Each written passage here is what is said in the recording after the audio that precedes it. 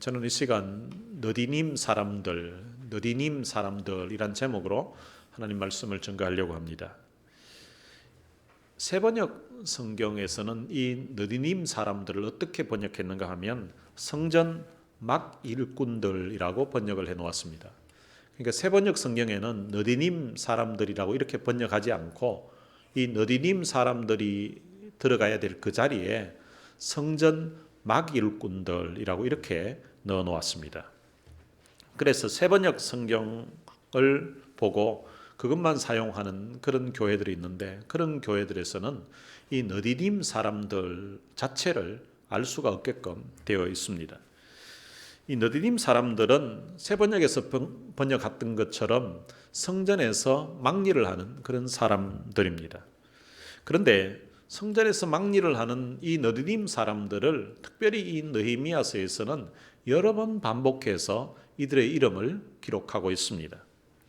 성경에서 계속해서 반복해서 이름이 나온다는 말은 그만큼 그 사람들이 아주 중요한 역할을 하고 있기 때문에 반복해서 기록하고 있는 것입니다. 유다가 범죄함으로 말미암아 나라가 망하고 바벨론으로 이스라엘 백성들이 포로로 잡혀갔습니다. 그 이후에 이제 이스라엘 백성들이 70년 만에 본국으로 돌아오게 되는데, 그 돌아와서 처음 이스라엘 땅에, 유다 땅에 거주했던 사람, 그 명단이 열왕기 역대상 9장 2절에 보면 나오는데요. 거기에 제사장들과 레위인들과 너디딤 사람들이라고 이렇게 기록하고 있습니다. 유다로 처음 돌아왔던 사람들이 했던 역할은 성전을 재건하는 일이었습니다. 그러니까 이 성전을 재건하는 일에 가장 공을 들였던, 헌신했던 사람들이 제사장들과 레위 사람들과 그리고 너디딤 사람들이었다고 성경이 기록하고 있는 것입니다. 민수기 31장 40절에 보면 전쟁에서 포로로 잡혀온 사람 중에 이제 여호와께 곡물로 드려진 자라는 사람들이 나옵니다. 전쟁을 하고 난 다음에 이제 전리품도 있고, 그리고 전쟁에서 이제 수확했던 그런 짐승도 있고, 또 포로로 잡아왔던 사람도 있는데, 그 포로로 왔던 사람들 중에서 그 중에 극히 일부를 여호와께 곡물로 드린 자라고 이렇게 기록되어 있습니다. 여호와께 곡물로 드린 자라는 말은 여호와를 위하여서 여호와의 성전에서 막리를 하면서 살도록 이제 종으로 하나님 앞에 드려진 사람을 바로 곡물로 드려진 자라고 하는 것입니다. 너디딤 사람들은 원래는 전쟁 포로였습니다. 그런데 성전에서 이제 막리를 하기 위해서 특별하게 구별되어 있는 사람, 그런 사람들을 너디딤 사람들이라고 합니다. 너디딤 사람들은 특별히 하나님 앞에 구별되어서 이렇게 성전에서 막리를 하지만, 이들은 레위인들과는 달리 제사장들과 레위인들의 시키는 대로 성전에서 허드렛 일, 힘든 일을 도맡아서 하는 그런 종들입니다. 이 너디딤 사람들의 그 기원을 보면 성경의 기브온 사람에서 찾을 수가 있습니다. 이 기브온 사람들은 이스라엘이 여호수아 시대 때에 가나안을 점령하기 전에 가나안 지역에 살았던 그 7 족속이 있는데 그 중에 한 부족입니다. 이 기브온 사람들은 이스라엘 백성들이 자기들을 공격해 올 때에 그들이 살 길을 찾기 시작했습니다. 그들은 하나님께서 애굽 땅에서 행하셨던 그 소식을 들었었고, 그리고 이제 여리고성이 무너지고 아이성이 무너지면서 이제 여기 있으면 이제 자기들이 죽겠다는 그런 상황을 알게 되었습니다. 그런데 신명기 20장 10절에서 15절에 보면 이런 내용이 있습니다. 하나님께서 이스라엘 백성들에게 가나안 땅에 속하지 않는 멀리 있는 이방인들과는 화친을 맺을 수 있도록 했습니다. 이 화친을 맺는다는 것은 동등한 입장에서 화친을 맺는 것이 아니라 이제 자기들이 항복하고 들어오는 거예요. 우리가 화친을 맺기를 원한다고 하면서 들어오는데 이제 우리가 조공을 바칠 테니까 우리를 좀 받아달라고 하는 거예요.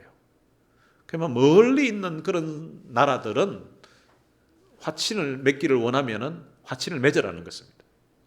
그런데 가나안 땅에 있는 그 족속들은 다 진멸하라고 그렇게 했습니다. 호흡이 있는 자를 하나도 살리지 말라고 했습니다. 그런데 이 사실을 이 기브온 사람들이 이 사실을 알고 있었던 거예요. 저는 이 성경을 보면서 이 기브온 사람들이 도대체 이 사실을 어떻게 알았을까? 멀리 있는 사람들이 이스라엘에 가서 화친을 요청했을 때는 이스라엘에서 그것을 받아주고 가나안 원주민들은 다 진멸한다는 이 사실을 이 기브온 사람들이 알았다는 사실이 너무 놀라운 거예요. 만약에 이들이 찾아와서 이 멀리 왔다는 것을 생각하지 않고 그냥 항복하면서 우리가 여기 산 지가 오래됐는데 우리를 종으로 받아주시면은 우리가 잘 섬기겠다고 이런 식으로 그들이 만약에 찾아갔으면 여호수아는 그들을 다 진멸시키라고 했을 것입니다. 그런데 이들이 꾀를 내었습니다. 꾀를 내어가지고 마치 먼 곳에서 온 것처럼 그들이 이제 변장을 한 거예요. 자기들이 가지고 온 가방, 그리고 옷, 그리고 신발, 음식, 이 모든 것들을 아주 오랜 세월 동안 이제 여행을 했기 때문에 아주 오래된 것처럼 해서 낡은 것으로 다 가져온 거예요. 가죽 부대도 아주 낡은 걸로 가져왔습니다. 그리고 나서는 이스라엘 무리들에게 와서 여호수아를 찾아온 것입니다. 여호수아에게 찾아와서 우리는 먼 곳에서 왔다고, 우리와 화친을 하자고 했습니다. 우리를 종으로 받아달라는 것입니다. 그때 이스라엘 사람들이 보니까 사람들마다 이렇게 생김새 보면 우리가 동양인들은 보면 이 사람 동양인이구나 하는 걸 알 수도 있고, 그리고 아랍 사람들 보면 이 사람은 아랍 계통 사람이구나, 그리고 미국 사람들 보면 이거 미국 사람이구나 하는 걸 보면 우리가 어느 정도 알잖아요. 그것처럼 아마 이스라엘 사람들도 이 가나안 원주민들 그 모습이나 이런 걸 어느 정도 알았던 것 같아요. 그래서 자기들이 봤을 때는 여기 가까이 사는 사람 같은데, 여기 가까이 사는 사람들 같은데 어디서 왔냐고 이래 물으니까 우리는 아주 먼 곳에서 왔다고 합니다. 아주 먼 곳에서 하나님에 대한 소문을 듣고서 왔다고. 그리고 애굽에서 행하셨던 그런 일들도 다 소문 듣고서 우리가 왔습니다. 이거 우리 옷 차림새 한번 보시라고.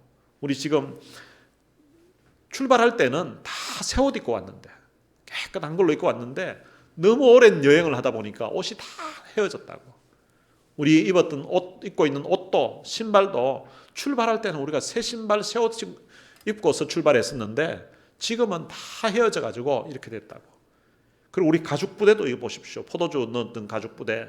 이거 우리가 출발할 때는 이거 새 가죽 부대였는데 오랜 세월 이렇게 여행을 하다 보니까 다 헤어지고 낡았지 않습니까? 그리고 이 떡도 한번 보십시오. 이 떡도 보니까 막 곰팡이가 피어 있는 거예요. 우리가 출발할 때는 이제 따뜻하게 해가지고 따뜻한 걸 막 떡을 해가지고 왔는데 너무 오랜 여행을 하다 보니까 이게 세월이 지나가지고 곰팡이까지 피었습니다. 생김새 보니까 여기 사는 사람 같은데, 그런데 이 이야기하는 거하고 보여주는 게 보니까 정말 먼 곳에서 온 것처럼 보이는 거예요. 그러면서 자기들이 가져온 음식을 주는 거예요. 그러니까 이스라엘 백성들이 뭘 주니까 그걸 또 다 받은 거예요. 받고 나서는 여호수아가 알았다고 하고 이제 그들과 화친을 맺게 됩니다. 화친을 맺는다는 말은 안 죽이겠다는 거예요.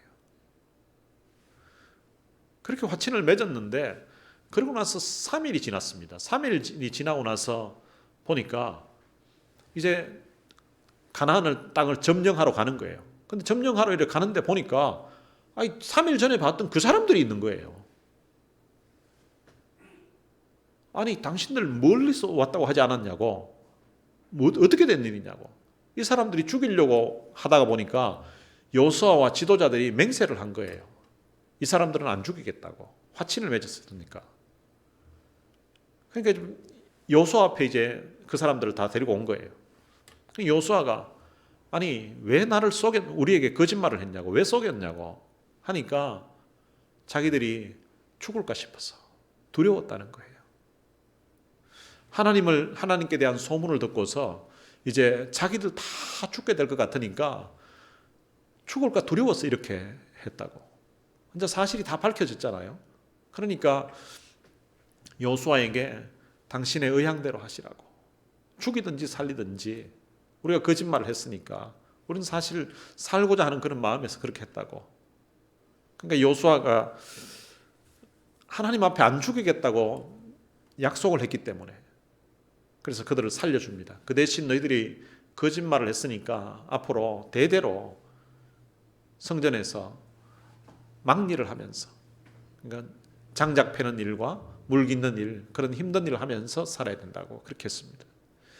그때로부터 이 기브온 사람들이 바로 너디딤 사람으로 하나님 앞에 드려진 자가 된 거예요. 그러고 나서 이 사람들은 대대로 성전에서 막일을 하는 사람이에요.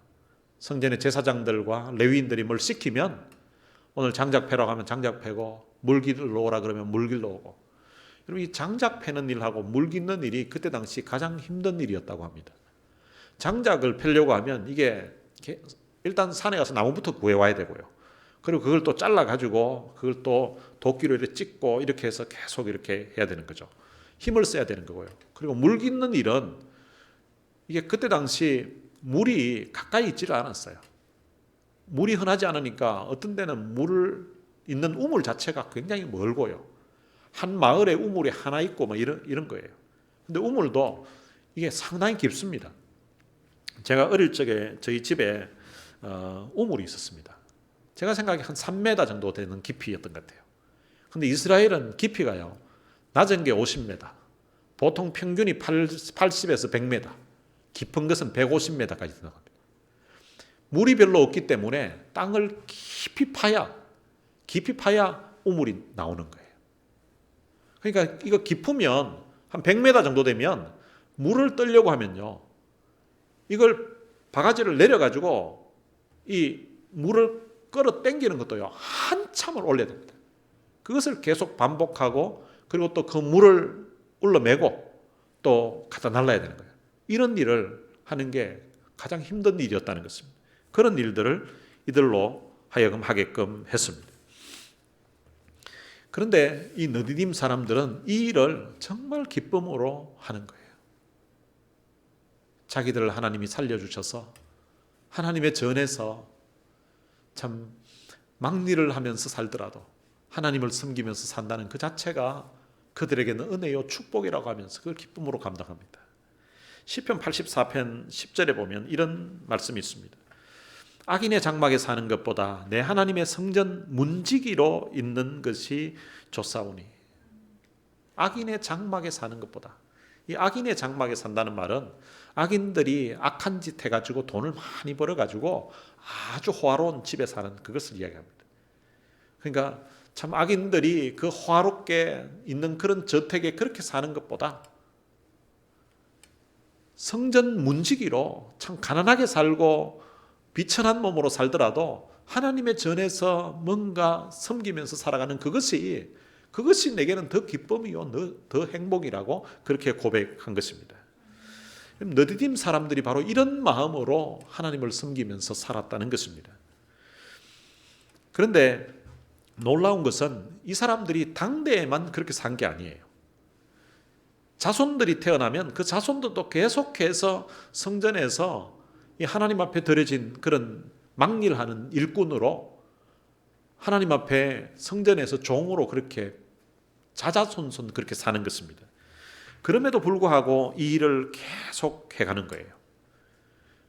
세월이 지나서 유다가 망하게 됩니다. 나라가 망하고 나서 이제 바벨론에 살아남은 사람들이 다 포로로 잡혀갑니다.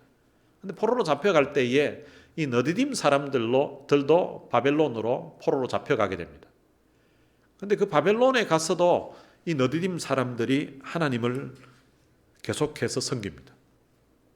하나님을 향한 그 신앙을 잃지 않고 비록 성전에서 막일하면서 사는 것은 아니지만 하나님께서 베풀어 주셨던 그 구원의 은혜를 그들이 간직하고 믿음을 지키면서 살아갑니다.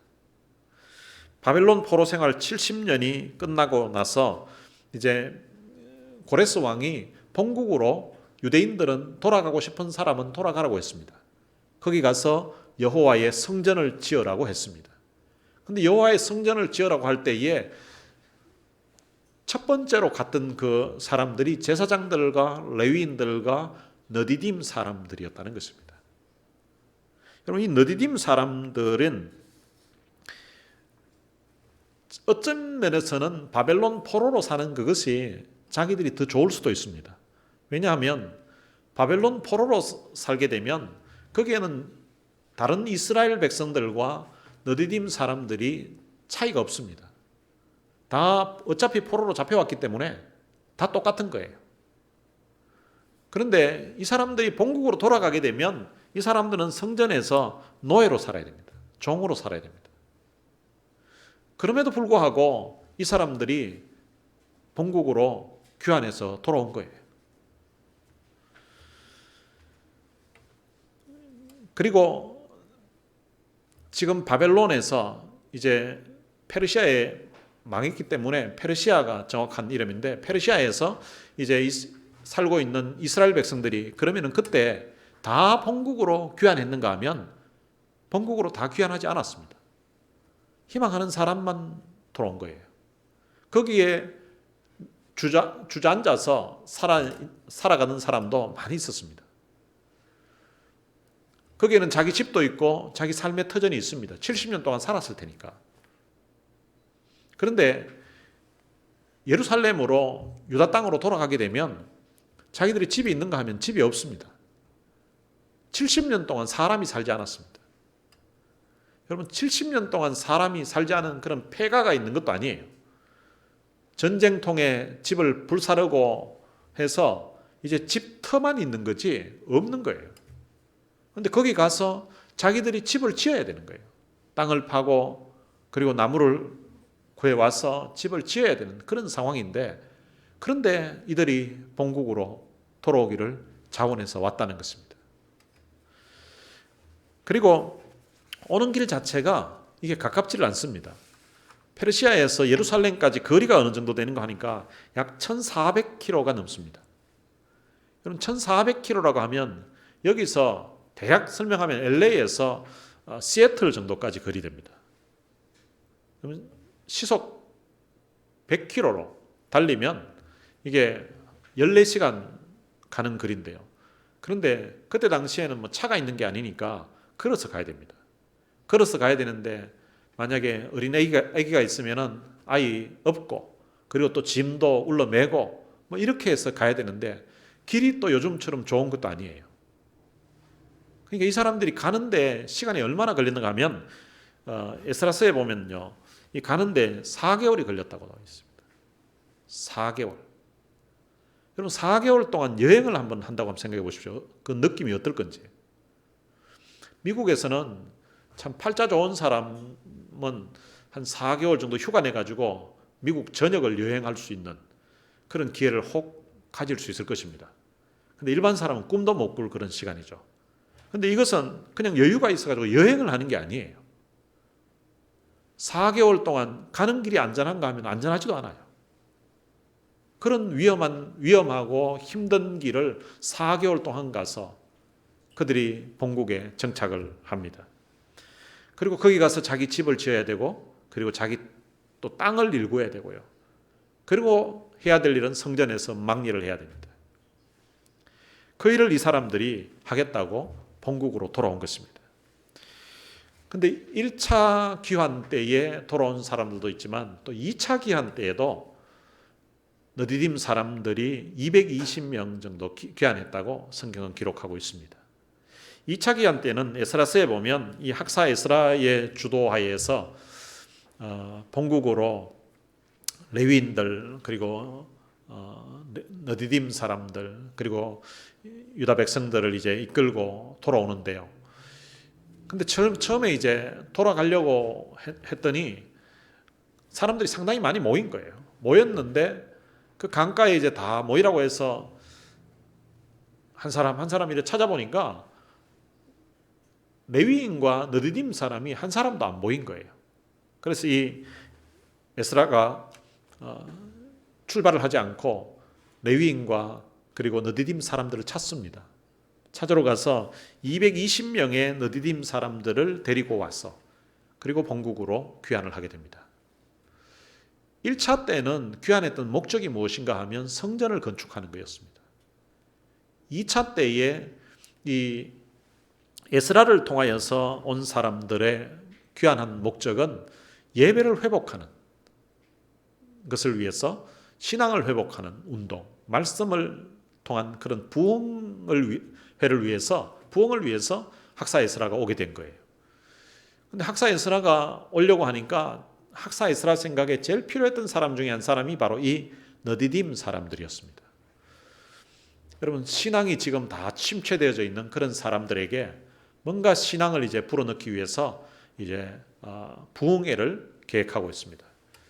부흥회를 계획하는데 말씀을 준비한 그런 사람이 있는데, 그런데 신앙이 다 없는 사람만 있고 말씀 준비할 학사 에스라만 가서 이렇게 집회를 하는 거 하고, 그래도 참 신앙이 좋은, 기도하고 참 마음에 은혜가 가득한 그런 사람들이 군데군데 앉아 있으면서 말씀 선포할 때 아멘이라고 하고, 또 기도할 때 같이 뜨겁게 기도하고, 찬양할 때도 같이 뜨겁게 찬양하고, 이렇게 해서 집회를 할 때 하고 은혜 받는 그 정도가 다르다는 것입니다.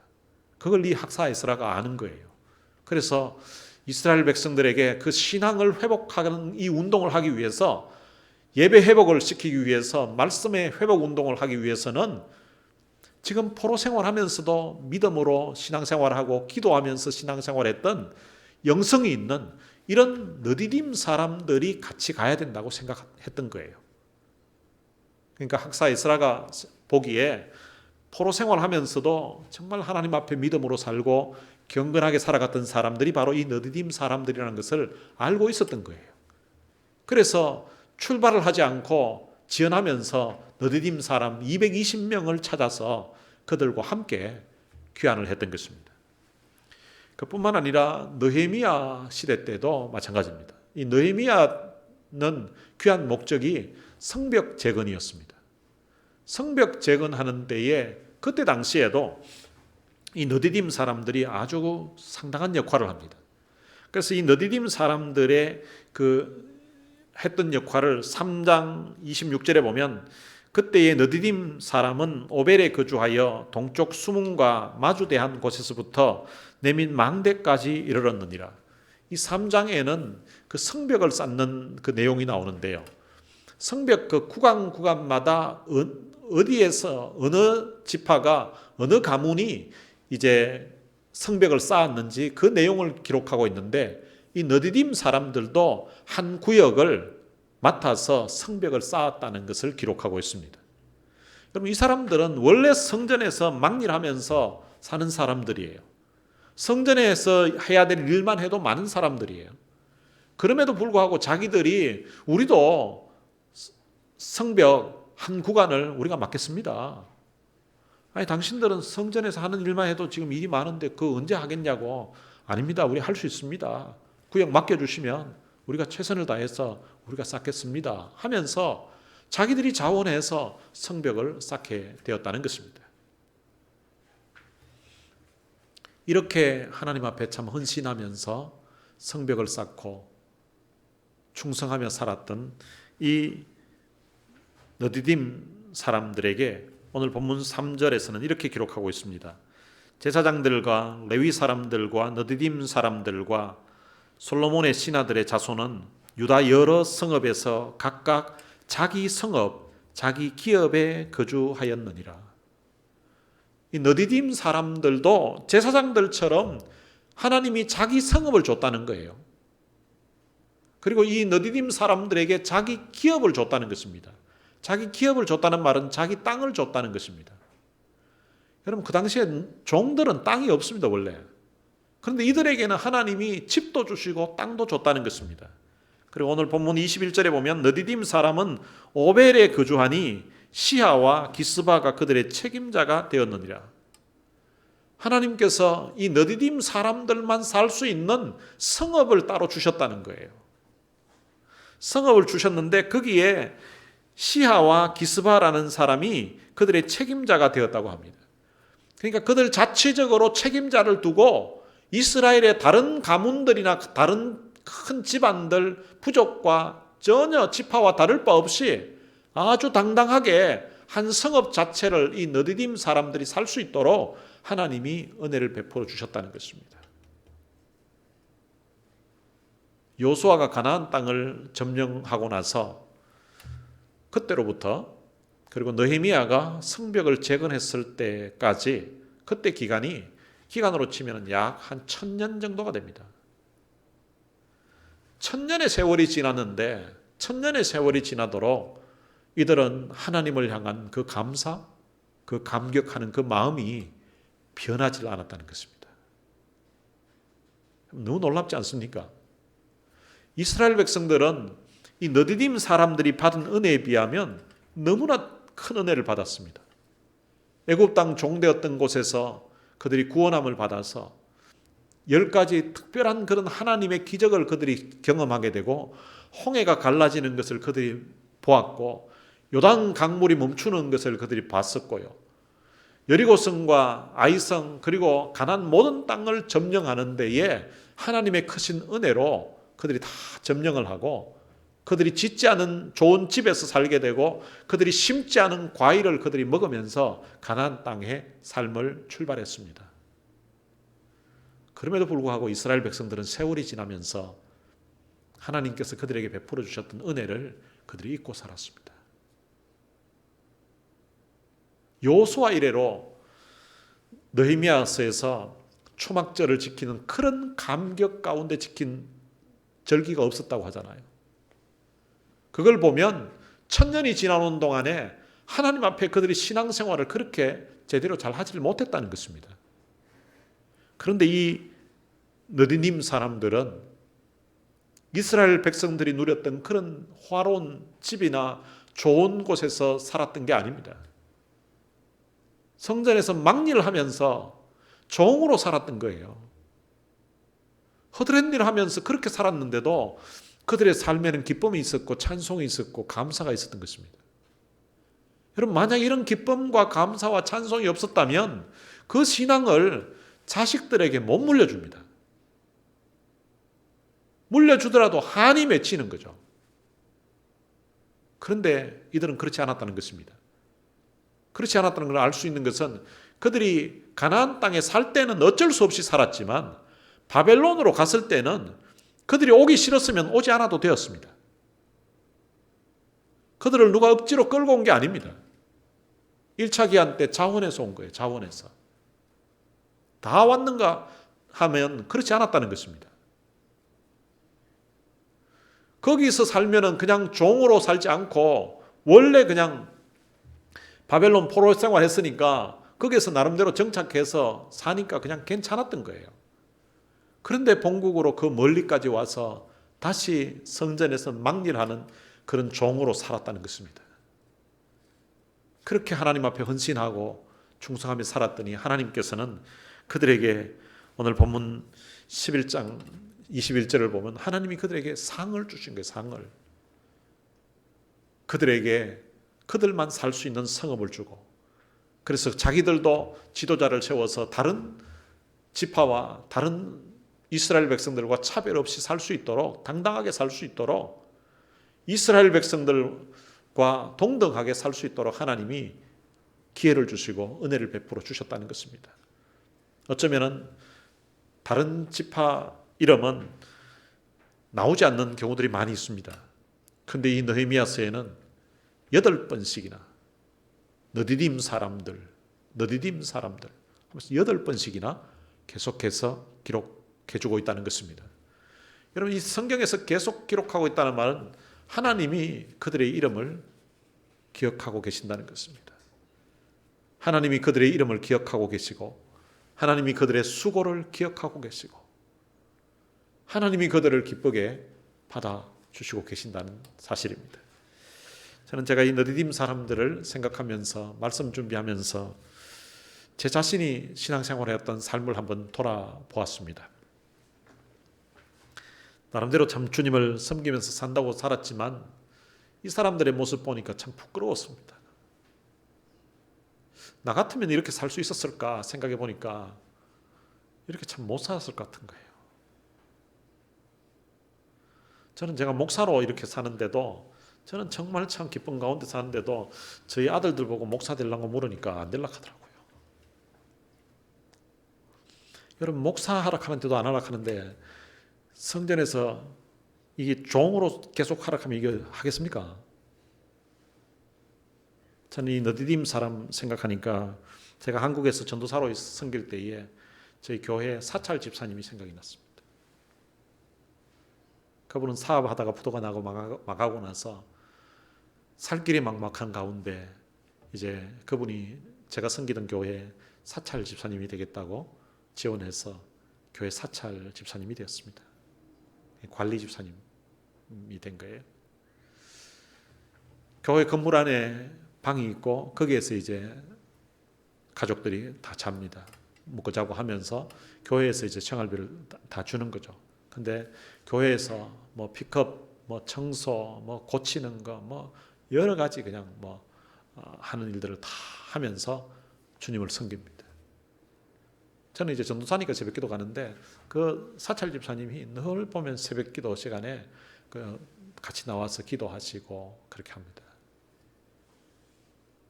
그분을 보면서 참 전도사인 저보다도 저 사찰은 전도사나 목사보다도 신앙이 더 좋아야 되겠다는 그런 생각을 한 적이 있었습니다.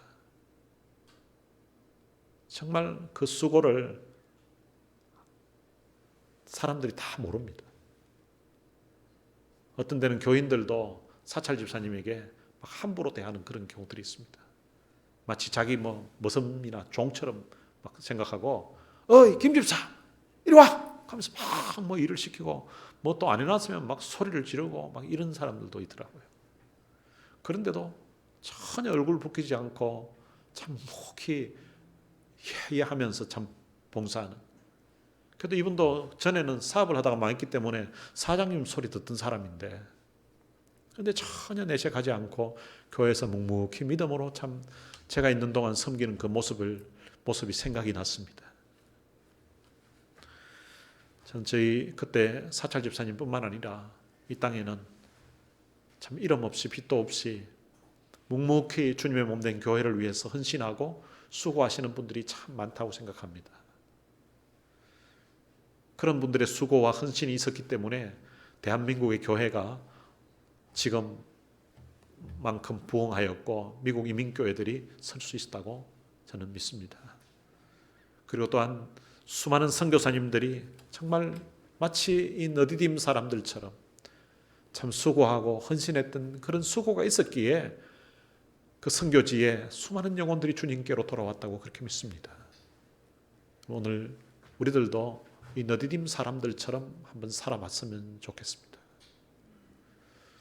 우리가 가진 그 신앙을 우리만 유지할 것이 아니라 우리 그 신앙을 우리 자녀들에게도 그대로 전수하고 또 우리 자녀들은 그 다음 세대 사람들에게 그대로 그 신앙을 또 전수하고 그렇게 해서 전수하고 해서 우리들도 너디딤 사람들처럼 천년의 세월이 지나도 그 조상들이 가졌던 그 하나님의 은혜에 대한 그 감사 다 죽는 가운데 자기들을 구원해 주신 그 하나님의 은혜가 너무 감사해서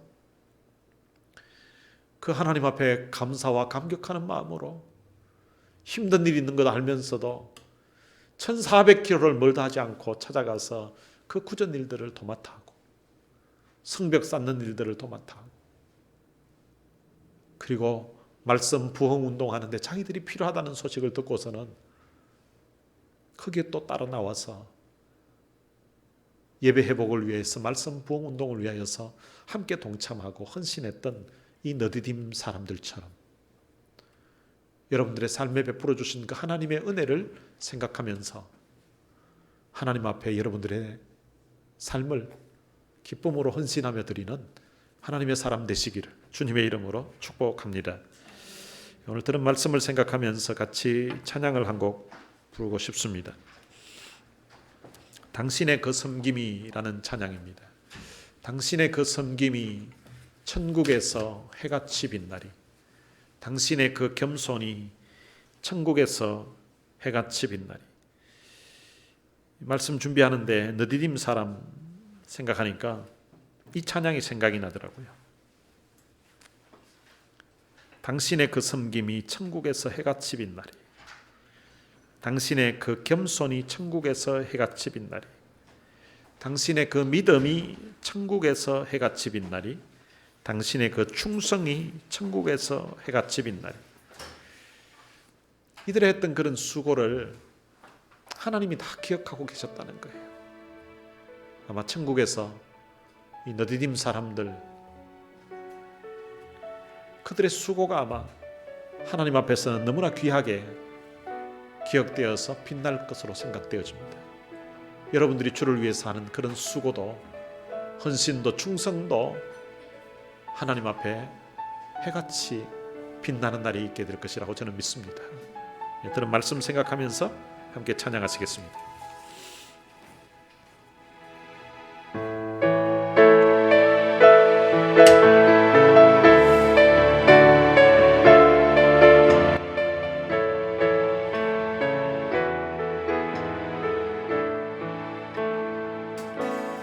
당신의 그 섬김이 천국에서 해같이 빛나리. 당신의 그 겸손이 천국에서 해같이 빛나리.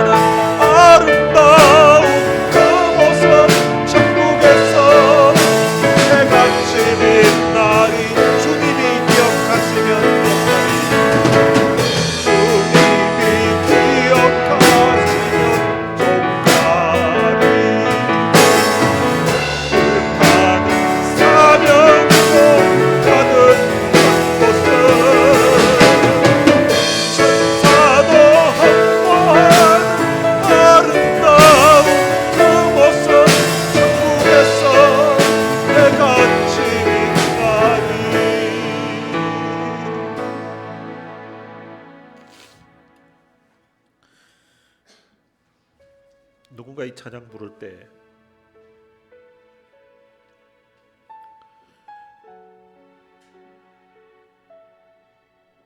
내가 생각이 나는 그런 사람, 누군가 당신의 그 섬김이 천국에서 해같이 빛날 이 찬양 부를 때에 맞아, 그 장로님, 그 전도사님, 그 집사님,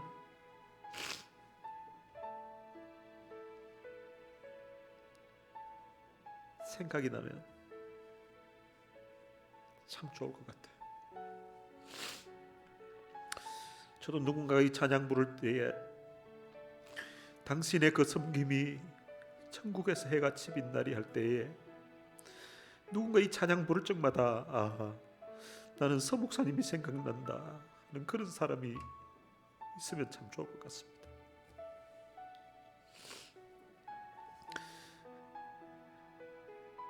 주님이 기억하시면 족하리. 예수님 사랑으로 가득한 모습, 주님이 기억하시면 족하리. 불타는 사명으로 가득한 모습, 그런 모습으로 우리가 주님 섬겨봤으면 좋을 것 같습니다. 오늘 들은 말씀 생각하면서 우리 같이 한번 기도했으면 좋겠습니다. 하나님, 나도 너희님 사람들처럼 앞으로 이렇게 한번 살아보고 싶습니다. 나름대로 신앙생활을 한다고 했지만 이렇게 살지 못했던 것 하나님 용서해 주시고, 내가 받은 은혜, 받은 사랑은 너희님 사람들보다 더 크고 더 놀라운데 그렇게 신앙생활하지 못했던 모습을 돌아보면서 하나님, 내게도 이런 은혜를 주시고 그리고 내 자녀들에게도 이런 마음으로 믿음으로 신앙생활할 수 있도록 해달라고, 우리의 가진 신앙을 참 자자손손 마치 천대를 참 대를 이어서 하나님의 은혜를 전수하면서 살아왔던 이 너희님 사람들처럼 하나님, 우리 가문도 이런 믿음의 가문으로 계속해서 설 수 있도록 해달라고, 우리 자신들의 가문을 축복하면서 같이 한번 기도했으면 좋겠습니다. 살아계신 아버지 하나님, 은혜를 감사합니다.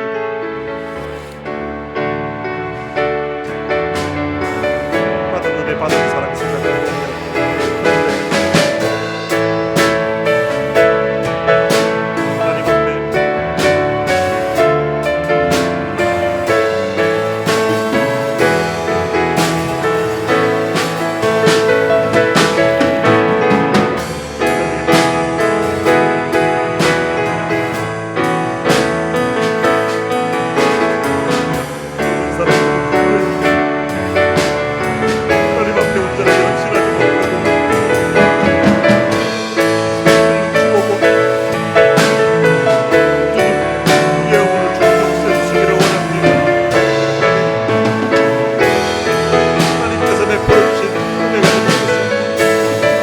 살려주셨다는 그 사실을 너무 감사했어요.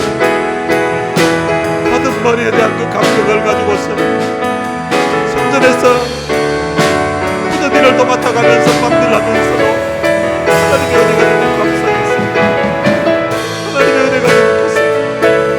그 은혜를 주님 간직하고 하나없이 하나님을 섬기는 줄 알았던 그 은혜를 감사합니다.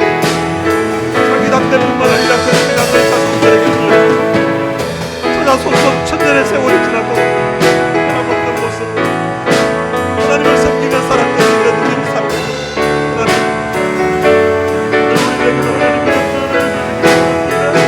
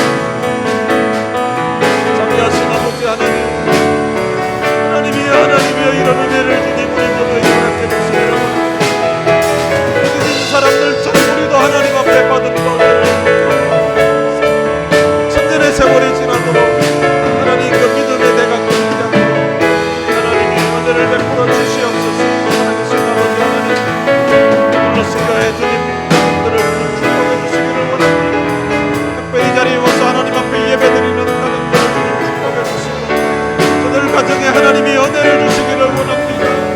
믿음의 대가 지급될 수 있도록 은혜를 베풀어 주시고, 이 구원의 놀라우신 감격과 이 하나님의 은혜에 대한 감사가 지속적으로 주님 전달되어 내려갈 수 있도록 우리 하나님 은혜를 베풀어 주시옵소서.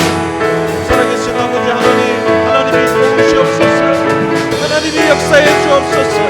하나님의 그 놀라우신 은혜를 온 땅에 전하는 세상에 주시고, 하나님 벅찬 감격과 할 수 있도록 우리 하나님 은혜를 주시기 원합니다. 자비하신 아버지 하나님, 이런 놀라우신 은혜를 허락해 주셔서 믿음의 가문으로 삼 수 있도록 은혜를 베풀어 주시옵소서.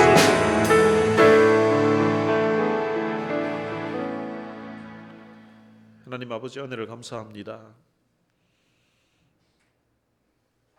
하나님이 살려주신 그 은혜가 너무 감사해서 일평생 성전에서 막일하며 살면서도 하나님께서 살려주신 은혜가 너무 고마워서, 너무 감격스러워서 기쁨과 감격으로 주님 섬길 뿐만 아니라 자기 자녀들, 자손들에게도 하나님 베푸신 그 은혜를 전달하여서 천년의 세월이 지나도록 그 믿음이 변하지 않았던 이 너디딤 사람들처럼 하나님 오늘 우리들에게도 그런 긍휼과 은혜를 베풀어 주시기를 원합니다. 우리도 허물과 죄로 죽었던 그런 사람들이었는데 하나님께서 하나밖에 없는 독생자 예수 그리스도를 십자가에 내어 주심으로 말미암아 십자가의 보혈과 그 죽음을 통하여서 우리를 구원해 주신 이 놀라우신 사랑, 이 놀라우신 은혜, 이 은혜에 대한 감사와 감격이 우리의 가슴에서 일평생 식지 않도록 도와주시고, 이 은혜에 대한 감격으로 주님 섬기며 예배하며 살아가는 저들의 삶이 될 수 있도록 은혜를 베풀어 주시기를 원합니다. 원하옵기는 우리뿐만 아니라 우리 자녀들에게도 이 하나님의 은혜가 그대로 전달될 수 있도록 하나님 도와주시고, 또한 저희들이 이 신앙을 제대로 전달하고 전수할 수 있도록 하나님이 은혜를 베풀어 주시기를 원합니다. 하나님, 또한 우리 자녀들은 그 은혜를 또한 그 다음 세대에게 또 전해 주어서 하나님, 이 자리에 함께 예배드리는 우리 모든 성도들의 가정도 너디딤 사람들처럼 천년이 가도 변치 않는 신앙으로 하나님을 섬기는 그런 믿음의 명문 가정들이 다 될 수 있도록 하나님 역사해 주옵소서. 하나님, 유튜브를 통하여서 이 하나님의 말씀을 듣는 이들 마음속에도 이 너디딤 사람들에 대한 참 존경하는 마음이 들게 해주시고, 또한 그들을 사모하는 마음이 있게 해주시고, 또한 우리 가문도 바로 이런 가문처럼 되기를 기대하고 소망하는 그런 마음들이 일어나게 해주시기를 원합니다. 그래서 그들 가문에도 하나님이 너디딤 사람들이 받았던 이런 놀라운 영적인 축복을 함께 누릴 수 있도록 역사해 주옵소서. 우리 주 예수 그리스도의 은혜와 하나님의 무한하신 사랑과 성령님의 위로교통 충만하심이 너디딤 사람들처럼 하나님께 받은 은혜를 잊지 아니하고 본인들의 일평생뿐만 아니라 자손 대대로 그 하나님의 은혜를 참 유지하며 변함없이 하나님을 섬기기를 소망하는 주의 귀한 자녀들 머리머리 위에 이제로부터 영원토록 함께 있을지어다. 아멘.